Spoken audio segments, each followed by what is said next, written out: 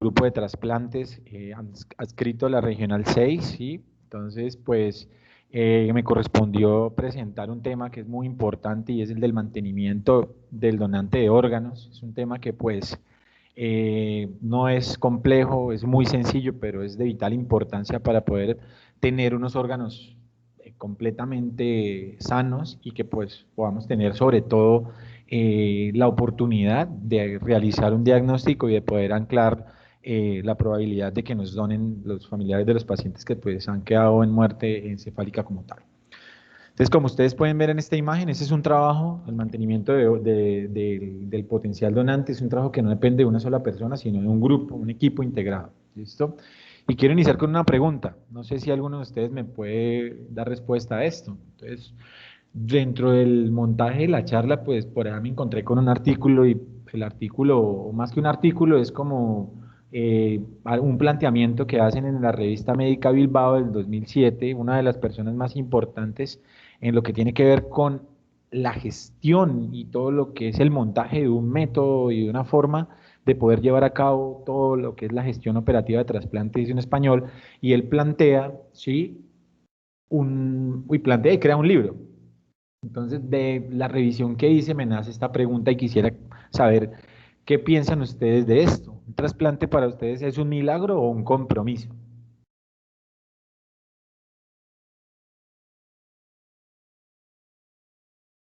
¿Sí me escuchan?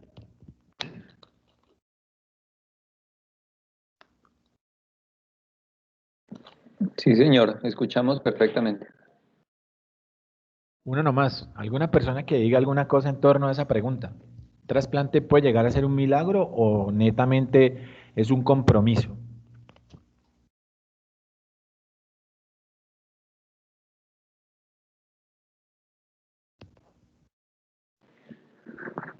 Pues mi doctor, no, o sea, yo pienso que pues yo pensaría que son las dos cosas, un milagro por desarrollar la tecnología hasta el momento, eso se ha planteado desde tiempos desde hace mucho tiempo, y poderlo desarrollar ahora, pues casi que es un milagro, y es un compromiso. Yo pensaría que es el compromiso de todos, ¿cierto?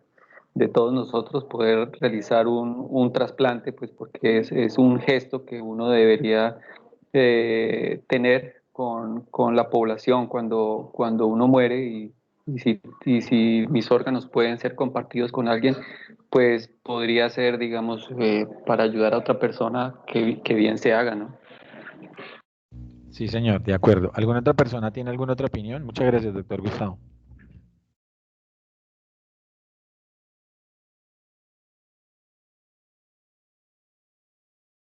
¿Por qué están tan tímidos? La gente de urgencias.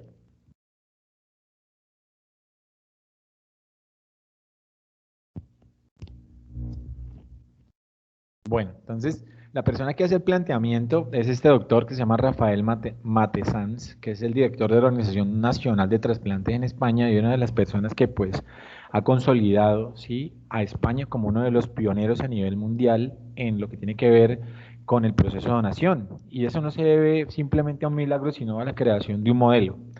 Este modelo pues permite que nosotros podamos intervenir diferentes factores, romper y cruzar muchísimas barreras que en algún momento pues pueden llegar a parecernos a nosotros como algo milagroso, pero que indudablemente pues este modelo ha permitido que el mantenimiento, ¿sí?, que ese proceso que se lleva sobre los potenciales donantes, pues juega un papel fundamental, ¿sí?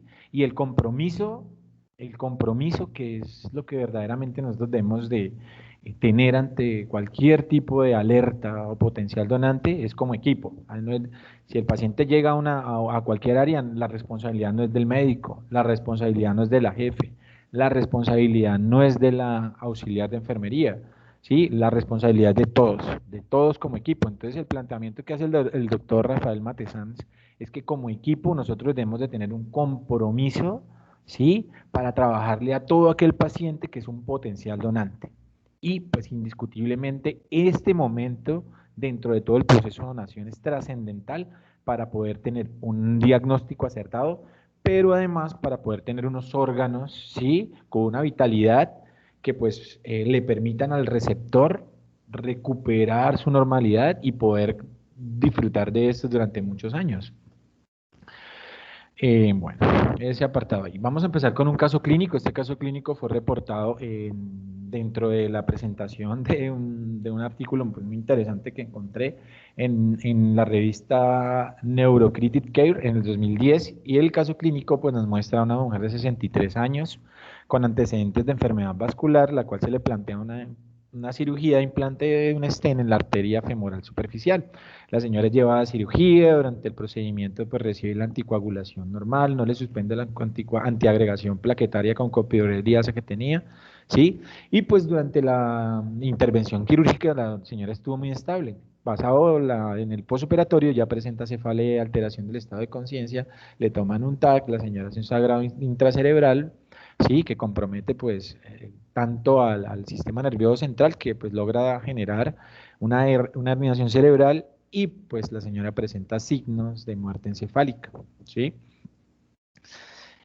Este caso clínico nos muestra 4 situaciones con la paciente que nosotros, pues, como que nos las expone para que nosotros las podamos revisar. Vamos a ver la parte inicial del caso clínico y al final, pues, vemos qué fue lo que pasó con el caso clínico, ¿sí? Entonces, la paciente progresa, sospecha de muerte cerebral, primera situación, ¿sí? Segunda situación, la paciente estaba en un área quirúrgica, se tiene que trasladar a la unidad de cuidado intensivo. Tercera situación, la paciente presenta signos, ¿sí?, de inestabilidad hemodinámica y además presenta signos asociados con disfunción neuroendocrina. ¿Listo? Dadas, uno por la hipotensión que está presentando y dos por la poliuria que ya comienza a presentar la paciente. Entonces, es importante que nosotros de entrada podamos identificar problemas y seamos capaces de identificar estas situaciones. Uno, la sospecha de muerte encefálica. Dos, ¿qué tengo que hacer con ese paciente? Lo dejo en salas de cirugía, lo mando para la unidad de cuidado intensivo, no hago nada, ¿sí? Tres, identificar y monitorizar al paciente es algo muy importante y la presión arterial juega un papel fundamental en lo que tiene que ver en el mantenimiento de una perfusión de los órganos y pues tenemos que estar preparados para poder identificar cualquier signo de hipoperfusión, sobre todo este que es un signo mayor, ¿sí? Y otro signo indirecto de perfusión pues es la diuresis de este paciente que pues no coincide que esté orinando mucho con que tenga una hipotensión, ¿no? Entonces que son cositas como que le dan a uno a pensar diferentes situaciones desde el aspecto fisiopatológico de este paciente. Y pues nada, la persona que va a revisar el paciente tiene que ser un investigador, ¿sí?, como son pues los médicos, pero no solamente tiene que ser el médico intensivista, sino todo el equipo que está en urgencia, el médico de urgencia, la enfermera de urgencia, el auxiliar de urgencias, todo el equipo que está en hospitalización, todo el equipo que se encuentra en la unidad de cuidados intensivos y todo el equipo en salas de cirugía. Casi que siempre dejamos la responsabilidad al médico y pues ya vamos a darnos cuenta de que cada parte o cada estructura de este equipo juega un papel fundamental, ¿sí? Porque coincide que cada uno de nosotros, desde el aspecto en el que nos encontremos, de nuestra especialidad, ya sea el auxiliar de enfermería que tiene que estar vaciando el Sistoflo y contabilizando la orina, o la terapeuta que tiene que estar allá aspirando y que se da cuenta que el paciente no tiene reflejos nauseosos, o el médico que va a revisar desde el aspecto hemodinámico y otras variables para poder estabilizar a este paciente, pues todos tienen que estar muy concentrados en la identificación de problemas que me permitan a mí mantener en óptimas condiciones un donante. ¿Sí? Para esto, pues no es nada, trabajar en equipo, así como la gráfica nos lo muestra, ¿no? Trabajo en equipo siempre nos va a llevar a obtener excelentes resultados. Y trabajar en equipo es trabajar en equipo, no estar criticando el uno al otro, no estar hablando mal del uno al otro. Por eso, indiscutiblemente, en un entorno laboral en salud, pues el ambiente laboral tiene que ser muy ameno, el trabajo tiene que ser en equipo, porque al final la única persona que va a sacar un beneficio de esto, pues es el paciente. Y llega un paciente a urgencias o a la unidad de cuidados intensivos, bueno, cuando nos toca subirlos, ¿sí? Y de una, ¿a quién le aviso? Entonces uno llega y entrega al paciente, si vamos de urgencias, llevarlo aquí. Nos dice un paciente que tiene sospecha de muerte encefálica, entonces lo trasladamos a la unidad de cuidados intensivos. Y la persona que está allá de una vez comienza como a preguntarse, ¿a quién le aviso? Si ve ahorita qué tengo que hacer. Y la auxiliar que está viendo le dice, uy, está como orinando mucho, ¿no? Y la jefe, bueno, ¿será que lo monitorizamos? Pero viene con muerte encefálica. Sí, y la terapeuta que lo tiene que acomodar al tubo dice, como que no tiene reflejo nauseoso ni oxígeno, bueno, este señor, ¿sí? Y el médico que lo recibe dice, no, pues está jodido, ¿será que si aguanta o no? ¿Le hacemos algo? ¿No le hacemos algo? Y pues como equipo, cada uno de nosotros somos importantes y cada uno de nosotros nos cuestionamos dentro de nuestras áreas. Y a partir de este cuestionamiento deben hacer, ¿sí?, una integralidad para tratar de buscar que nuestro paciente, en el caso de que no salga de su patología, ¿sí?, y de que pueda llegar a quedar o pueda salir de esa alerta con Glasgow menor de 5 a convertirse en un donante, pues sea un donante óptimo, ¿sí? No nos demoremos con el diagnóstico de muerte encefálica, podamos hacer un trabajo bien, pero eso depende de qué, de la cooperación y el trabajo en equipo. La responsabilidad no es simplemente del médico especialista, ¿sí?, ni de la enfermera jefe, ni de la terapeuta, de la persona que está en la puerta, ¿sí? ¿En qué está justificado que el mantenimiento de un potencial donante se tiene que hacer? Pues está justificado sobre todo en tres aspectos muy importantes. Uno, es que aseguramos un mayor número de órganos, ¿sí? Y estos pues pueden llegar a ser extraídos. Y además de esa extracción, estos órganos presentan mejores condiciones de viabilidad, que es otro punto fundamental. Y si esos órganos presentan mejores condiciones de viabilidad, pues estos pacientes que van a ser trasplantados van a tener un mejor pronóstico y la calidad de vida de ellos pues va a mejorar. Pero no es tan sencillo, ¿sí? Pensamos que el paciente está en muerte encefálica y pues lo dejamos de último, lo evolucionamos de último y resulta que los estudios han demostrado que cuidar a un paciente con una sospecha de muerte encefálica, ¿sí?, es casi tan desgastante como trabajar simultáneamente con 6 o 8 pacientes críticos. Así que no es una cosa que se deba hacer a las carreras, es algo que necesita un cuidado clínico muy puntual, ¿sí? Como les mostraba ahorita hace un momento, tiene que ser un investigador ahí encima de todas las variables. Y la idea de nosotros es que pues en esta charla como que les dejemos estipulados cuáles son los 9 o 10 puntos que ustedes tienen que ir a revisar para que no se nos pase nada e intervenirlos, ¿sí? La idea es venir a mostrarles algo muy simplificado acerca de cómo o de qué forma podemos incidir en estas potenciales donantes para mejorar su condición, para que puedan ser diagnosticados y para que podamos tener unos potenciales donantes. ¿Listo? Entonces, pues partimos de un problema muy grande, sí, es la muerte encefálica, que pues representa la culminación de procesos fisiopatológicos dados por una isquemia a nivel cerebral, ¿sí?, que se da progresiva, en la cual pues se pueden desarrollar e identificar cualquier cantidad de situaciones y cosas complejas. Entonces, la teoría o la literatura dice que inicialmente o que se presentan dos etapas, una etapa inicial, una etapa tardía, una etapa inicial en donde pues la actividad simpática, ¿sí?, y noradrenérgica es tormentosa. Entonces hay hipertensión arterial, el cerebro está compensando o el sistema cardiovascular está compensando ese problema que existe en el cerebro y bueno, se forman una gran cantidad de situaciones a nivel de todos los sistemas que pues van llevando a una repercusión hasta que el cerebro deja de funcionar, ¿sí? Y pues nos encontramos en la segunda fase, una fase tardía, donde hay ausencia de la función cerebral, que conduce, si no estamos atentos, a mantener al paciente a una parada cardíaca en un plazo de 48 a 70 y 2 horas más o menos, según dicen los artículos. Pero pues eso depende de la edad del paciente, de las condiciones del paciente, de algunas otras variables. Y, perdón, ¿y con qué problemitas nos encontramos cuando tenemos un paciente con muerte encefálica? Pues nos encontramos con unos trastornos unos trastornos importantes en los que se destacan, ¿sí? Hipotensión arterial sistémica como uno de los más predominantes, ¿sí? La hipotermia, la diabetes insípida, las coagulopatías, las arritmias, el edema agudo del pulmón, ¿sí?, de origen neurogénico, y los trastornos hidroelectrolíticos, pues son como que esos problemitas que nos van apareciendo ahí asociados a la muerte encefálica y que pues nosotros tenemos que estar pendientes de estar vigilando para poderlos identificar y a la vez poderlos tratar, ¿sí? Y ese punto es fundamental. Identificación y saber qué hago con eso que encontré. Pues tengo que corregir esas alteraciones.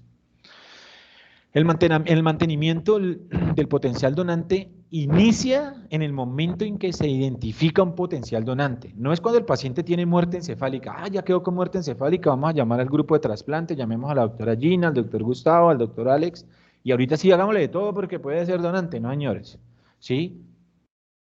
El mantenimiento debe iniciar cuando el paciente tiene un Glasgow menor o igual a 5, y eso ya está determinado. Ese paciente es una alerta, por eso ahí está en rojo alerta, ¿sí?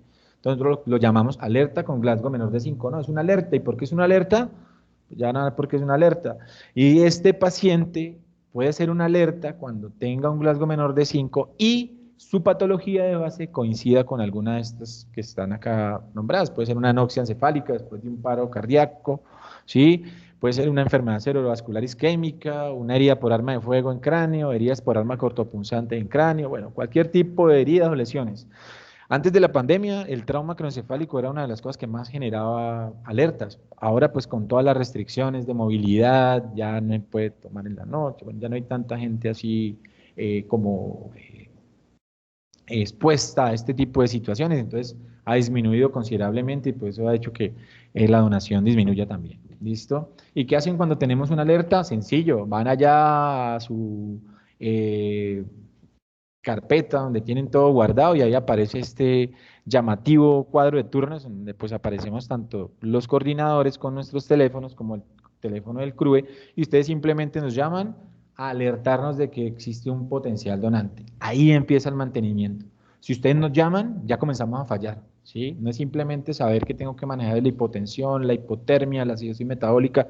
Es tan fundamental que identifiquen al potencial donante como que nos llamen. ¿Listo? Entonces, la primera cosa que tenemos que hacer es alertar a quién, al médico coordinador. Nosotros estamos disponibles 24 horas al día, 7 días a la semana, todos los días del mes. ¿Listo? Entonces, el mantenimiento del potencial donante, pues va desde el periodo de mantenimiento, ¿sí? Y abarca desde el diagnóstico de la muerte encefálica hasta la extracción de órganos como tal.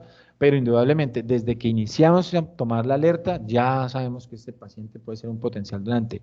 ¿Sí? La piedra angular del mantenimiento del donante es el soporte hemodinámico. Entonces, pues ya más adelante vamos a ver de qué se trata el soporte hemodinámico y cuáles son los parámetros que tenemos que corregir. El beneficio de implementar protocolos en torno a realizar un adecuado mantenimiento, pues va a generar que podamos tener unos órganos extraíbles de una forma más viable, ¿sí? Con respecto a la funcionalidad de estos. Órganos más perfundidos, mejor respuesta en el posoperatorio del receptor como tal. ¿Listo? ¿Y qué es lo que tenemos que revisar? Primero, pues tenemos que monitorizar al paciente, ¿sí? O cuáles son o de qué depende el mantenimiento del potencial donante. Primero, de la monitorización del donante. Segundo, el manejo hemodinámico que le demos a este potencial donante. Tercero, del control de las arritmias. ¿Sí? ¿Alguien tiene algo que decir? ¿Sí me escuchan? Sí, señor. ¿Sí? Bueno, listo. Del control de las arritmias, ¿sí? Vigilar que el paciente no va a hacer una parada cardíaca, la vigilancia pues, de la ventilación mecánica y todo el proceso de oxigenación, porque eso es importante para tener los tejidos, ¿sí? Funcionando.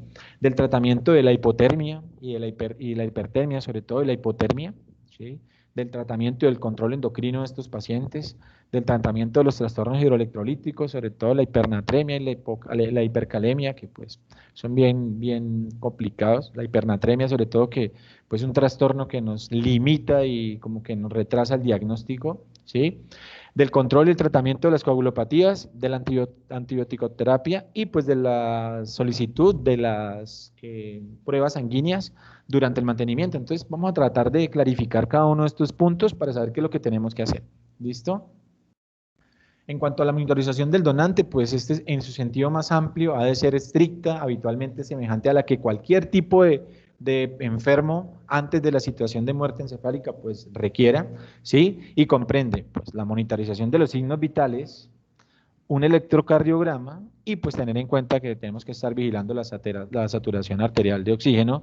Además de esto, debemos canalizar con dos vías venosas, una central y otra periférica a estos pacientes, colocar dos sondas, una sonda nasogástrica y otra sonda vesical, colocar una manta térmica y una cubierta de aluminio y registrar y documentar cada hora, pues los signos vitales, cuál es su diuresis, cuál es la presión venosa central y los parámetros ventilatorios que nos van a permitir pues optimizar a este paciente, ¿sí? Entonces la monitorización del paciente no es una cosa tan sencilla, de potencial donante no es una cosa tan sencilla, pero sí es una cosa tan complicada, pero sí es una cosa muy de mucho cuidado, ¿listo?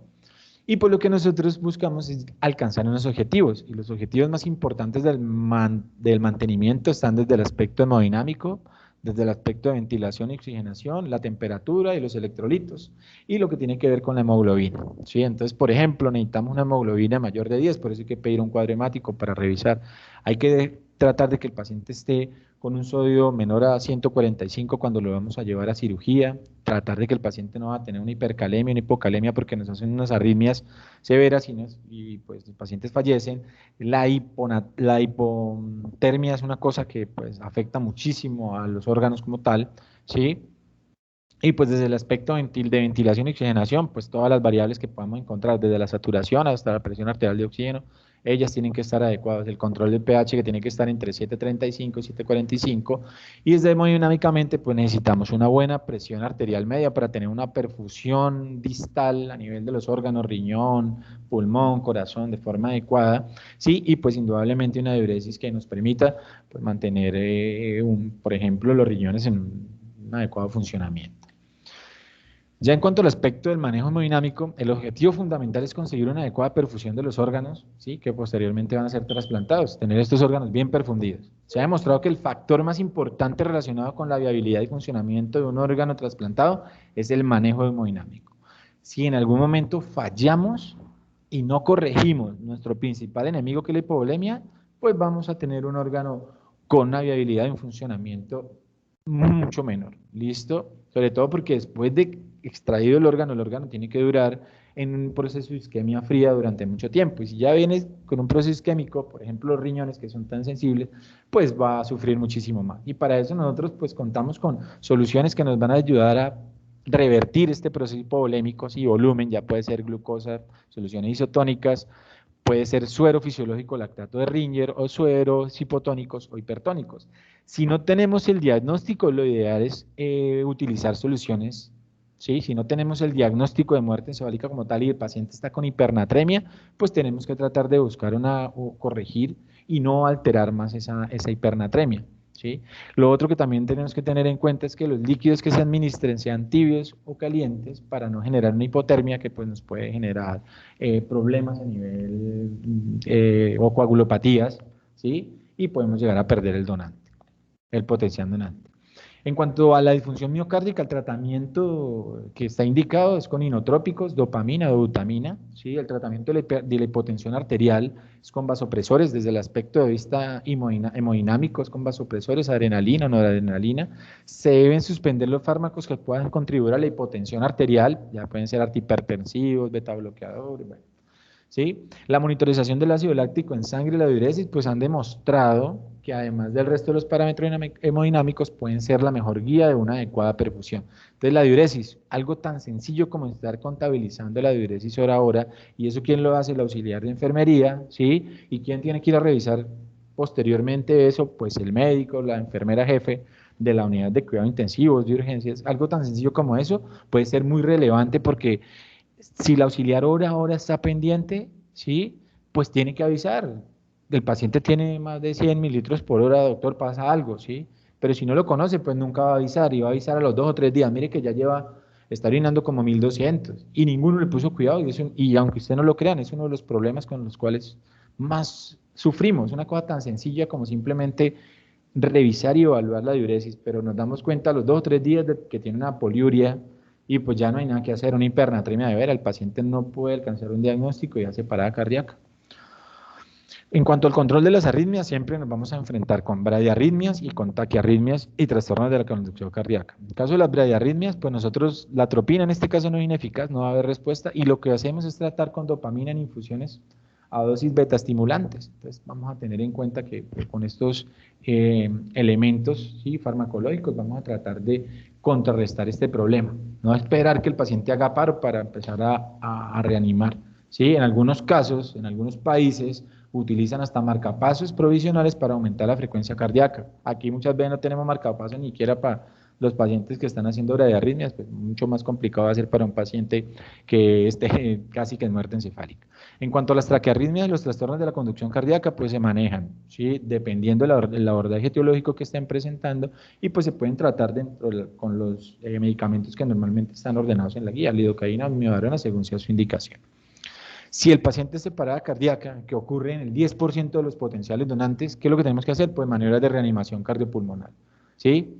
siguiendo los protocolos internacionalmente aceptados, ya que pues con la salvedad, si estamos ya con el diagnóstico instaurado y ya pues el paciente es de nosotros, nosotros lo reanimamos hasta que lo llevamos al quirófano y realizamos la extracción, ¿sí? Y pues si el paciente todavía no tiene los diagnósticos, le hacemos los 20 minutos normal de reanimación. Si le podemos recuperar ese paciente, pues continuamos el trabajo con él y si no, pues nada que hacer, ¿sí? Pero se tiene que reanimar, ¿listo?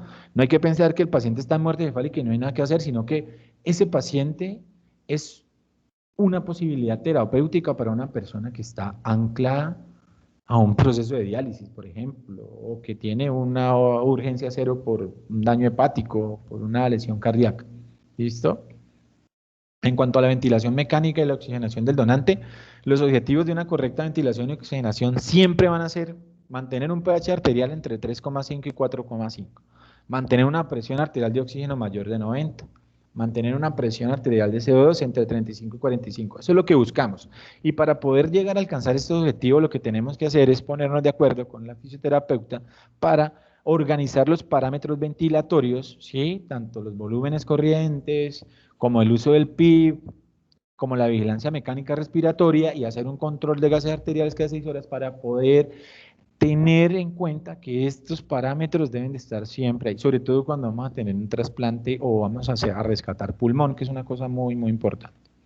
En cuanto al tratamiento de la hipotermia y la hipertermia, pues nosotros vamos a dejar como objetivo específico, que será conseguir una temperatura corporal entre 36 y 37 grados centígrados, para lo cual pues nosotros afortunadamente en casi todas las unidades de cuidados intensivos tenemos la manta térmica, ¿sí? O una cubierta de aluminio que me va a permitir recuperar esa temperatura corporal. Y el otro recurso es que utilizar unos líquidos endovenosos tibios. ¿Por qué luchamos tanto contra la hipotermia?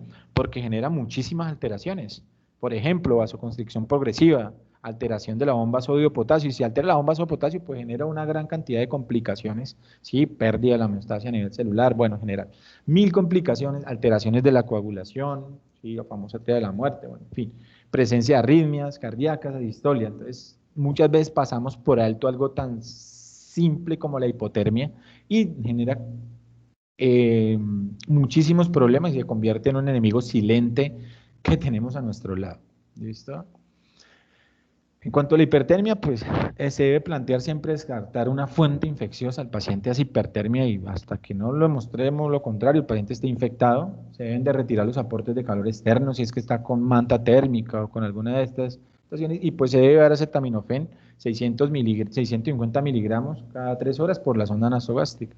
No olvidarnos que pues por la alteración que tienen allá en el hipotálamo y por todo el componente edematoso en el sistema nervioso central, pues ellos hacen fiebre de origen central. Entonces, la idea de nosotros es pues bajar esa temperatura y el acetaminofén es un medicamento que nos ayuda muchísimo en eso. En cuanto al tratamiento del control endocrino, se recomienda el manejo con esteroides como punto de inicio en el mantenimiento del donante, logrando mostrar una respuesta adecuada como coadyuvante a los demás manejos instaurados, sobre todo porque el cortisol, ¿sí? Que es uno de los esteroides más importantes que nosotros producimos cuando nos encontramos o cuando nuestro donante está en un shock polémico, un shock distributivo, neurogénico, uno de los primeros órganos que sufre es la glándula suprarrenal, ¿sí? Y hacemos una falla suprarrenal aguda en donde pues perdemos la producción, por un lado, de adrenalina, ¿sí? Allá en la corteza, en la médula suprarrenal, pero allá en la corteza suprarrenal también vamos a fallar y el cortisol va a bajar. Entonces el cortisol es muy importante indiscutiblemente porque él ayuda a la expresión de receptores alfa, sobre todo esos receptores alfa 1 que se encuentran en el músculo liso vascular de las arterias, que pues son indispensables para que la adrenalina y todo ese medicamento que le estemos colocando pues pueda generar el efecto vasopresor. Entonces vemos muchas veces que los pacientes tienen altas dosis de vasopresores y no arrancan y cada vez más choqueados, colocamos volumen y no arrancan y no arrancan. Y pues lo que sucede es que está en una falla suprarrenal y tiene el cortisol bajito y la demora es que nosotros le coloquemos metilprednisolona, hidrocortisona y de una vez la presión arterial sube. Eso ya lo vemos nosotros reiteradamente cuando manejamos este tipo de pacientes. ¿Listo? Entonces, la guía recomienda eso. Cuanto a la hiperglicemia, pues se debe realizar un manejo con una mezcla de insulina cristalina, ¿sí? Una infusión, siempre para mantener una glicemia entre 120 y 180 miligramos. ¿Y eso por qué? Porque cuando mantenemos una hiperglicemia sostenida, nos hemos dado cuenta, o los estudios han dado cuenta, que en el posoperatorio, ¿sí? En el posoperatorio los resultados no son tan buenos. Ya en cuanto a la diabetes insípida, pues insípida, qué pena, ¿será que podemos cerrar el micrófono? Y llegó el marido de echarse unos drinks y me paró la vieja y lo mató. Hernán se acostó a dormir, como no había caminado. Qué pena, la persona que tiene el micrófono abierto, ¿será que lo puede cerrar?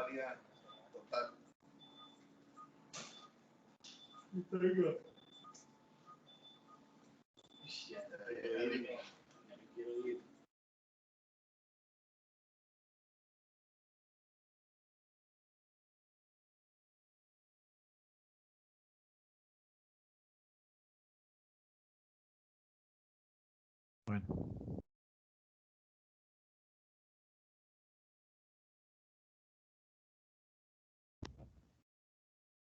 Ya en cuanto a ese paciente que está con esa poliuria y que tiene más de 4 cc kilogramo hora de orina, ¿sí? Entonces, este paciente pues, se beneficia del uso de una desmopresina o una vasopresina, ¿sí? Las indicaciones pues están acá de 10 a 20 microgramos cada 8, bueno, entre 8 a 12 horas de desmopresina, pero casi nunca tenemos, y lo que utilizamos es vasopresina, ¿sí? Y la vasopresina pues nos ayuda indudablemente a contrarrestar este efecto, ¿sí? Este efecto, y sobre todo a evitar que se genere hipernatremia, que es una de las cosas que, pues, con las que más luchamos. Pero para eso tenemos que estar ahí pendientes, algo tan sencillo como cuánta cantidad de orina está generando el paciente. Eso no, sí, eso es función del auxiliar de enfermería, allá en la unidad de cuidados intensivos, allá. Y pues también del médico, ¿no? Indudablemente el médico tiene que estar ahí encima de ese paciente revisando, la enfermera jefe del equipo como tal. Tratamiento de los trastornos hidroelectrolíticos y el equilibrio ácido básico. Entonces, sobre todo la hipernatremia, de la que tanto les he dicho, la hipernatremia es una cosa que genera disfunción primaria del injerto hepático, por ejemplo, en posttrasplantes, y esos pacientes que llevan esa hipernatremia sostenida más de 160, casi que no son candidatos a donación hepática, sí, por un lado, y por otro lado, pues va a ser complicado hacerles el diagnóstico de muerte encefálica con ese tipo de alteraciones hidroelectrolíticas. Por eso es importante que nosotros tengamos una anatremia final en el donante inferior a 155 milimoles por litro, y es lo que buscamos nosotros siempre tratando de vigilar. Por eso tenemos que cuidarnos de la diabetes insípida y de aportes exagerados en soluciones que tengan pues demasiado sodio. Cuanto a la hiperpotasemia la hiperpotasemia, pues lo que tenemos que hacer es dar un tratamiento que nos permita, sobre todo, estabilizar la membrana, el miocito y evitar esa hiperpotasemia. ¿Sí? El gluconato de calcio es algo que nosotros pues, utilizamos mucho, el bicarbonato, la insulina, bueno, cualquier cosa para poder evitar que esa hiperpotasemia nos genere una arritmia y el paciente se pierda. Y la hiponatremia, pues lo que tenemos que hacer es debemos de poder, ¿sí? Producir un aporte adecuado para poder contrarrestar estas pérdidas que se están mostrando. Pero sobre todo nosotros vamos a contrarrestar la hipernatremia y la hiperpotasemia. Son de las dos cosas más complicadas que pues, vemos en casi todos los pacientes con signos de muerte encefálica.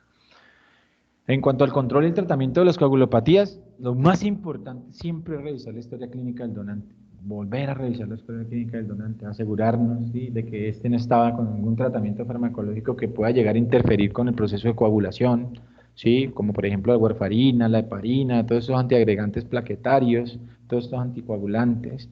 Siempre tenemos que estar vigilando la coagulación vascular diseminada intravascular, que es frecuente en los donantes, sobre todo por la acidosis que presentan, por la hipotermia y por el trauma, ¿sí? Y que pues es algo que nos lleva a la pérdida del donante como tal.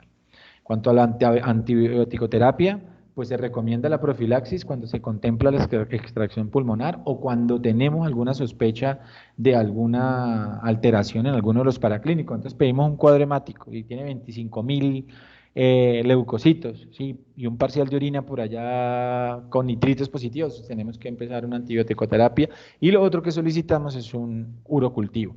¿Por qué? Porque con eso podemos No tratar al donante, sino tratar al receptor como tal. ¿Listo?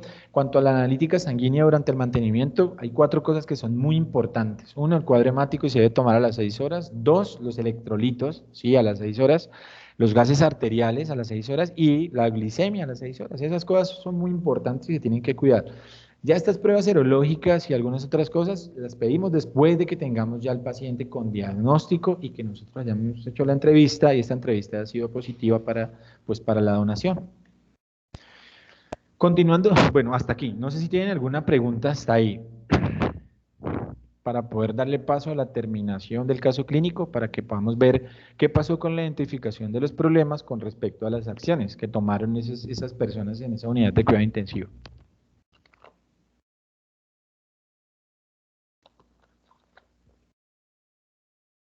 Bueno, entonces, si sospechaban de muerte encefálica, lo que ellos hicieron con esa señora de 63 años fue notificar a la regional de donación de órganos y se inició el protocolo de muerte cerebral. O sea, primer punto bueno de las acciones que tomaron. ¿Qué hicieron? Estaba en un área de urgencias. Lo hubieran podido dejar en un área de urgencias, pero ¿qué hicieron? Lo trasladaron a una unidad de cuidado intensivo. ¿Y por qué? Porque en la unidad de cuidado intensivo se le va a dar un tratamiento intensivo a esa posible donante. Pero ¿qué pasa? En muchas de nuestras instituciones, el paciente está en urgencias, tiene muerte encefálica y en la unidad de cuidado intensivo no lo reciben. ¿Sí? Primer error. ¿Por qué? Pues porque el paciente está en muerte encefálica.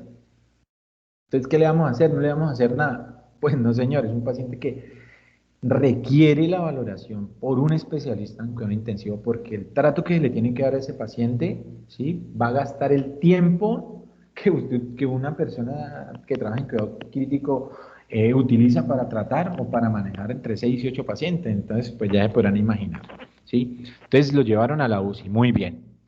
Y pues en la UCI ya lo monitorizaron, se dieron cuenta que la presión arterial en ese momento pues no era la adecuada, el paciente estaba hipoperfundido y pues tomaron sus acciones, colocaron el catéter abdominal ventral porque pues en urgencias probablemente solo tenía la canalización periférica, iniciaron reanimación con volúmenes, primero siempre se inicia con volúmenes y posteriormente con vasopresores tipo noradrenalina e inician terapia hormonal con corticoide, ¿sí?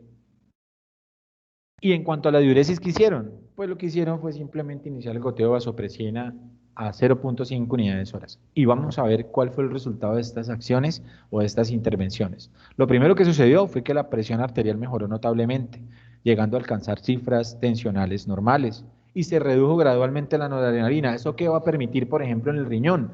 Que el riñón mejore la tasa de filtración glomerular, ¿sí? Y va a ser un riñón con una perfusión mucho mejor, que en el post-trasplante pues se va a comportar de una mejor manera. Y lo otro es que posterior al goteo de vasopresina, pues la diuresis disminuyó y los niveles de sodio se estabilizaron pues, con el uso de la vasopresina, ¿sí? Corregimos esa poliuria que el paciente tenía. ¿Pero por qué? Porque fuimos muy agudos en la identificación de los problemas. Conocemos los problemas, los vamos a identificar y los vamos a intervenir. ¿Y qué sucedió o qué pasó de todo eso? Pues que confirmaron la muerte cerebral rápido y que la familia tomó la decisión de donar. ¿Sí ven? Lo que pasó con ese caso clínico que nos exponen, desde que las cosas se hagan en equipo, se identifiquen los problemas, se intervengan los problemas a tiempo, los pacientes estén manejados por los especialistas que son, los resultados van a ser simplemente sencillos y específicos. Confirmación de la muerte encefálica, ¿sí? Y donación. Afortunadamente, pues la familia donó, porque muchas veces hacemos todo el trabajo bien y la familia dice, no, yo no quiero donar, pero que en nuestra conciencia, como trabajadores del sector salud, quede que nosotros hicimos todas las cosas bien por poder optimizar ese potencial donante y pues obtener una donación. ¿Listo? ¿Lina tiene alguna pregunta?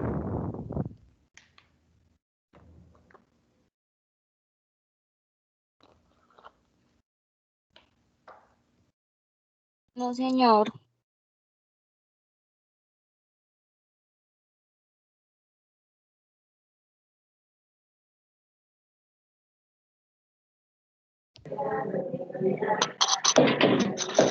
Esperamos un momento, doctor Noza, para ver si surgen algunas preguntas.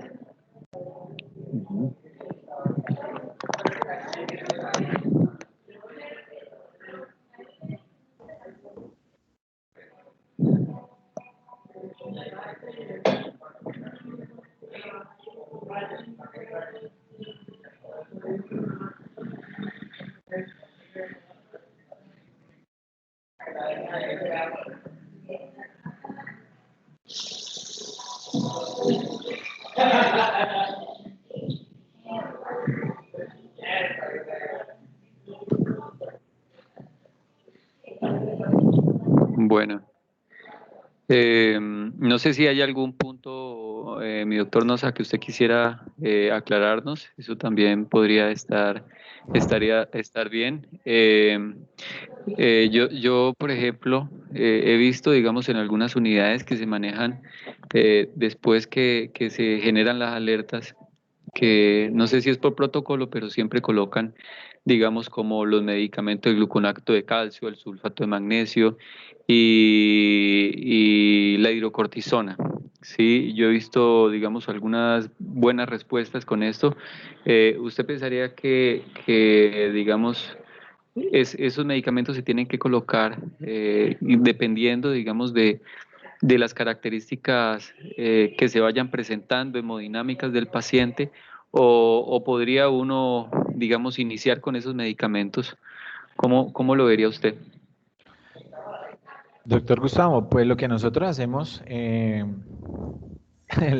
el 100% de las veces con estos pacientes es pues iniciar ese protocolo que nos va a permitir proteger el corazón por un lado y mejorar la perfusión de los órganos a partir pues de identificar esos trastornos fisiopatológicos.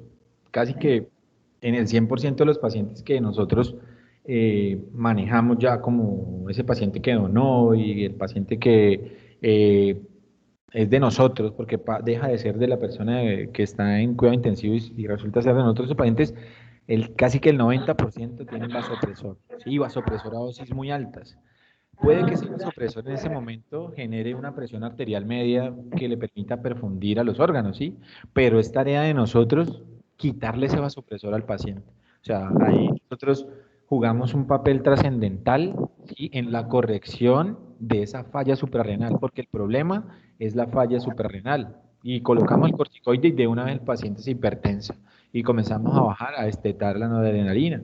Casi que muchas veces hasta que simplemente con volumen manejamos eso y hasta que lo llevamos ya a la sala quirúrgica y lo entregamos al anestesiólogo de trasplantes. Por un lado eso. Y por otro lado, pues la idea es colocar el sulfato de magnesio, el gluconato de calcio para tratar de evitar que el paciente nos vaya a hacer una arritmia, ¿sí? Y pues nos vaya a entrar en paro. Igual, como dice el doctor Sarria, que uno siempre que va a trasladar el paciente tiene que tener a su mano adrenalina o algo, porque el 10% de ellos hacen parada cardíaca, a pesar de que uno ha estado ahí encima, pendiente, cuidado. Y si el paciente hace parada cardíaca, hay que reanimarlo hasta que se llegue a la extracción del órgano, porque no, eso no se puede parar. En otros países tienen dispositivos de compresión cardíaca que son neumáticos. Hay uno que tiene un nombre que se llama Lucas, ¿sí? Y él genera 100 neumáticos, se coloca en el tórax y genera compresiones y con él se pueden hacer rescates a corazón parado, que es otro tipo de rescate en otro tipo de donante. ¿Sí? El paciente que no muere por, por la lesión encefálica, sino por una parada cardíaca, que se sigue comprimiendo el corazón, ¿sí? Y que esa compresión mecánica pues permite un flujo constante y pues permite que se rescaten los órganos. En este caso, los Lucas somos nosotros que nos toca dar las 100 compresiones por minuto. Pero pienso que eso es una forma de optimizar al potencial donante y que pues siempre nos ha funcionado. Que esté en algunas guías y en algunas guías aparecen unos u otros, pero pues no así, no sé. Muchísimas gracias, doctor Nosa. También pueden hacer sus preguntas por el chat si ustedes lo consideran pertinente. Bueno, a mí me surge otra pregunta, doctor, y es que muchas veces no se consiguen como los parámetros que uno quisiera, ¿cierto? En cuanto al sodio, bueno, en cuanto a todo, en cuanto a digamos, como la tensión arterial. Bueno, entonces yo pensaría que a veces a uno como que ya quiere minimizar los esfuerzos. ¿Hasta qué punto, digamos, uno debe llevar los esfuerzos para un paciente, así, digamos, los parámetros se encuentren muy alterados, para conseguir, digamos, un resultado para la donación? No, Gustavo, pues yo pienso que hasta lo último, sí, ¿verdad? O sea, si el paciente, pues uno tiene que trabajarle, pues le tiene que trabajar. El problema de eso es que cuando el paciente desde el ingreso al hospital no se ha intervenido adecuadamente, ¿sí? Cada minuto que pasa en el cual dejamos de observar un problema y de atacar ese problema y de solucionar ese problema, cada minuto el problema crece, crece, crece, ¿sí? Y si el problema empieza en un órgano, en un tejido, pasa posteriormente a convertirse en el problema de un sistema y pues el problema general integrado y que ya después pues pasa a ser un problema mayor que probablemente va a ser imposible de solucionar y por eso pues perdemos tantos potenciales donantes. Pero si el problema se ataca desde el inicio, o sea, nosotros desde urgencia intervenimos muy bien el paciente, lo reanimamos con buenos volúmenes, estamos atentos a colocarle buen vasopresor, estamos pendientes que el paciente si perdió, por ejemplo, el reflejo nauseoso o tal cosa, le suspendemos la sedación, si el paciente, para mirar a ver si el paciente tiene respuesta neurológica o no, estamos pendientes si el paciente está poliúrico, si está poliúrico de una vez vasopresina, desmopresina, sí, vamos a corregir todo, si estamos pendientes de cada una de esas cositas que pues, revisamos ahora, al final el paciente va a llegar a una unidad de cuidado intensivo y va a ser muy fácil el diagnóstico, el trabajo va a ser muy sencillo. Pero después de que la cosa ya empezó a complicarse de urgencia hasta la unidad de cuidado intensivo, ya como que no hay reparo y pues uno hace el trabajo hasta lo que más pueda. Ya. Si el paciente tiene un sodio por allá de 200, como hemos tenido de 180, y no tenemos ningún recurso asociado para poder colocar el diagnóstico, pues no vamos a poder hacer nada. ¿Sí? Vale, muchas gracias, mi doctora. El doctor Sarria en este momento tiene una pregunta. Muy buenas tardes, doctor Sarria, ¿cómo está? Sí, buenas tardes, ¿me escuchan? Sí, señor. Bueno, yo quisiera complementar y de pronto pues llegué un poquito tarde a la reunión, lo que decía el doctor Nosa, ¿sí? La importancia en la oportunidad del manejo del potencial donante.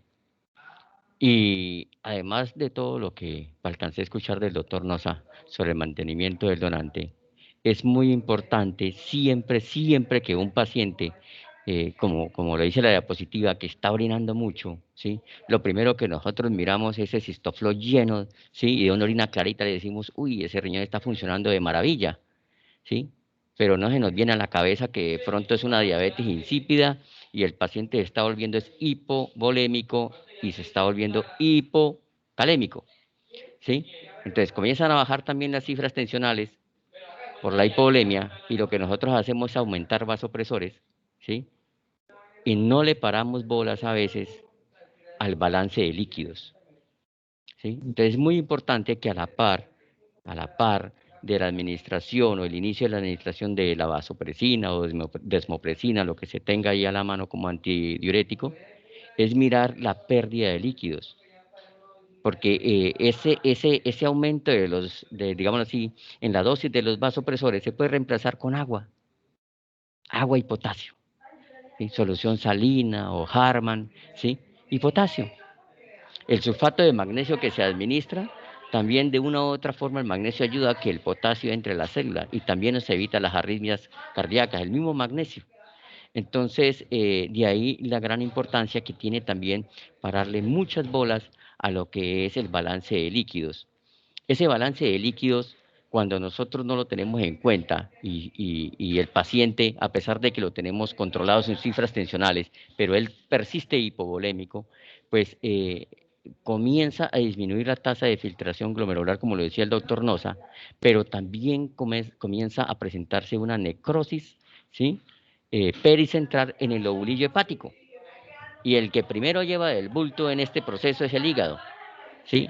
Entonces, por eso a veces tenemos potenciales donantes y van a tomar las enzimas hepáticas y están alteradas, ¿sí? Y a veces se descartan donantes jóvenes para el rescate de hígado porque ya el hígado no sirve para o no es viable para el trasplante. Entonces, tenemos o sea, la configuración anatómica del lobulillo hepático hace que a medida que nos vamos nosotros aproximando hacia la región central y pericentral, va disminuyendo la presión de perfusión y esa región más lejana, que es la región pericentral, es la menos perfundida. Si a eso le sumamos que el paciente fue un accidente de tránsito, sangró mucho, está anémico, hemoglobina de 7, 8. Además de eso, tiene una diabetes insípida, ¿sí? Con hipovolemia, y no le hicimos la reposición de líquidos que realmente necesitaba, sino que le aumentamos los vasopresores, pues lo que hicimos fue producir un aumento de la tensión arterial, pero que a la vez está produciendo un aumento de la presión capilar en todos los órganos, los riñones y en el hígado. Y si además de eso le sumamos que además de la hipovolemia está hipernatrémico, porque es que le estamos manejando el edema cerebral con soluciones hipertónicas, pues ese hígado no va a servir para ser trasplantado. Entonces, de ahí la gran importancia que tiene en el manejo oportuno. Eso demanda cierto, digámoslo así, esmero, trabajo y sacrificio del médico tratante, ¿sí? Que a veces puede apoyarse en la enfermera de turno.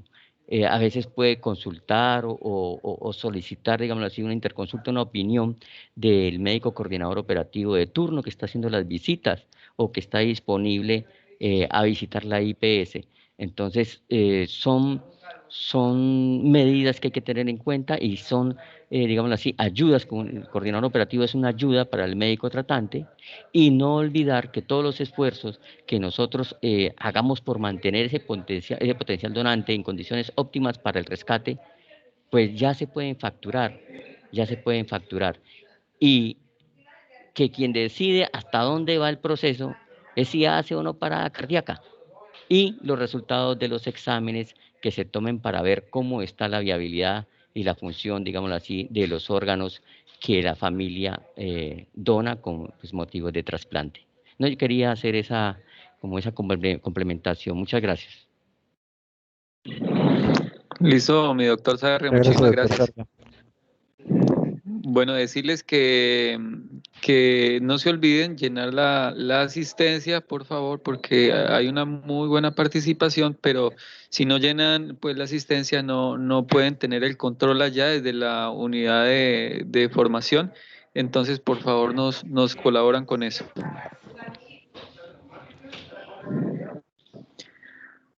Bueno, mi doctor Nosa, muchísimas gracias. No sé si tenga algo más que decir. No, nada, Gustavo, agradecerle a todas las personas que asistieron y pues yo sé que tal vez esto no